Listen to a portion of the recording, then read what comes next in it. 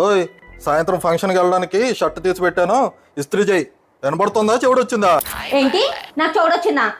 నాకు చూడొచ్చింది. నాకు చూడు, మా అమ్మకు చూడు, మా అన్నకు చూడు, మొత్తం మా ఫ్యామిలీ అందరికి చూడు. మీకు మాత్రం చీమ చిటుక్కుమన్నా వినపడుతుంది. పొరపాటున మా ఫ్రెండ్ ఎప్పుడైనా ఫోన్ చేస్తే ఎందుకులే మీకు డిస్టర్బెన్స్ బయట అని చెప్పేసి రూమ్ లోకి వెళ్ళి మాట్లాడినా బయట వరకు వినపడిపోతాయి. మా అమ్మలతో మాట్లాడినా మీకు బయట వరకు వినపడతాయి.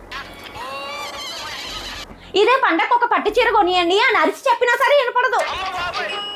మీ అమ్మగారు అయితే ఇంకా 4 ఆకులు ఎక్కువే చదివింది. నేను మనసులో ఏం మాట్లాడుకుంటున్నాయి కూడా వినపడిపోతాయి.